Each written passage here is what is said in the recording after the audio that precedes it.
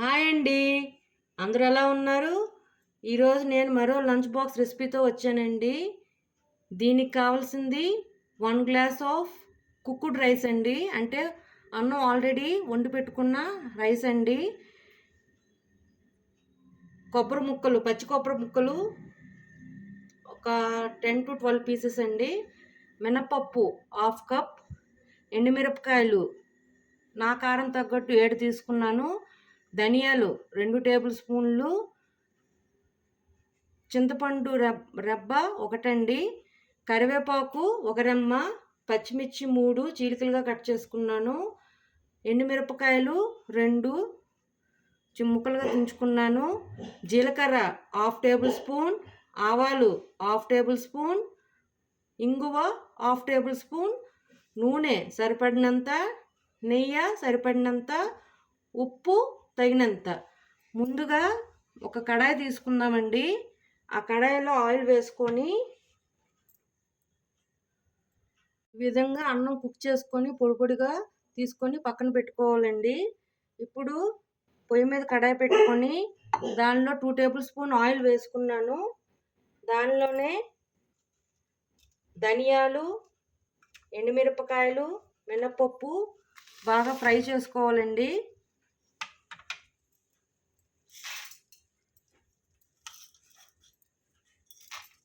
ఈ మినపప్పు అన్నం పిల్లలకు కూడా చాలా హెల్త్ పరంగా కూడా చాలా మంచిదండి. మినపప్పు బలం కదా. ఇది గోల్డెన్ కలర్ వచ్చేదాకా ఫ్రై చేసుకోవాలండి. ఈ వర్షాకాలంలో ఇలా లంచ్ బాక్స్ పిల్లలకి ఇలాగిస్తే మెతుకు కూడా వదలకుండా తినేస్తారండి. వాళ్ళకు కూడా తినడానికి ఇష్టపడుతుంది.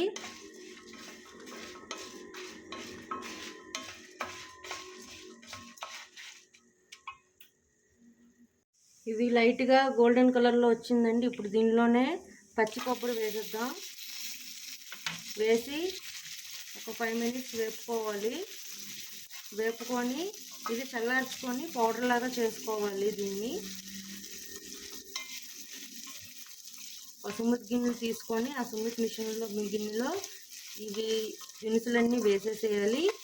దానిలోనే కొంచెం ఒక రెమ్మ చింతపండు కూడా వేసేసి పౌడర్ లాగా గ్రైండ్ చేసుకొని పక్కన పెట్టుకోవాలండి.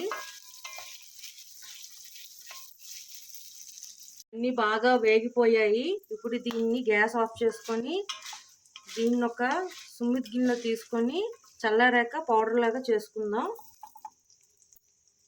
ఇప్పుడు ఇదే కడాయిలో 2 టేబుల్ స్పూన్ దాకా నెయ్యి వేసుకొని గ్యాస్ వెలిగించుకున్నానండి. ఇది నెయ్యి వేడెక్కాక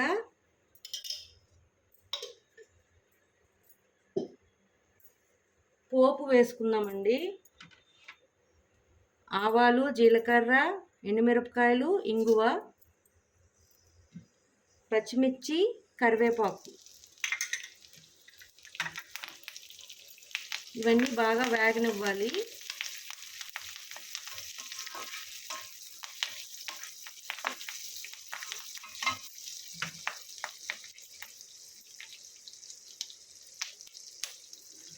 ఈ పోపు అంతా బాగా వేగింది.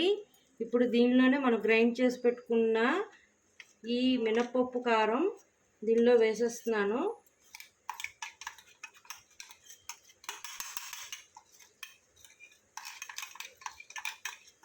ఈ రైస్కి పొడికి సరిపోయినంత విధంగా ఉప్పు వేసుకోవాలి.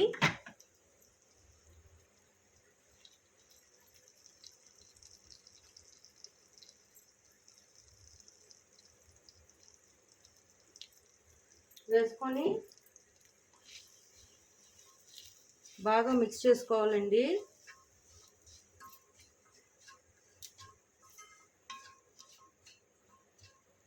ఇది స్లో ఫ్లేమ్లోనే ఫ్రై చేసుకోవాలి.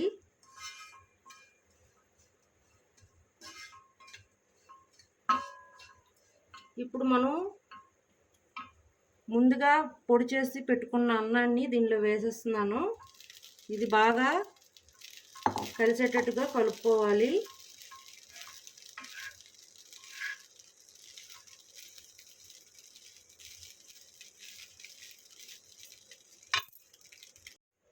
ఒక 10 to 15 మినిట్స్ దీన్ని అలా స్లో ఫ్లేమ్లో ఫ్రై చేసుకున్నానండి. ఇంకంతేనండి ఇది. ఇప్పుడు దీన్ని సర్వింగ్ ప్లేట్లోకి తీసుకొని సర్వ్ చేసుకోవడమే. సర్వింగ్ ప్లేట్లోకి తీసుకున్నానండి సర్వ్ చేసుకోవడానికి. అంతేనండి, వేడి వేడి మినప్పప్పు అన్నం రెడీ. మీకు నచ్చినట్లయితే like, share and subscribe it. Bye.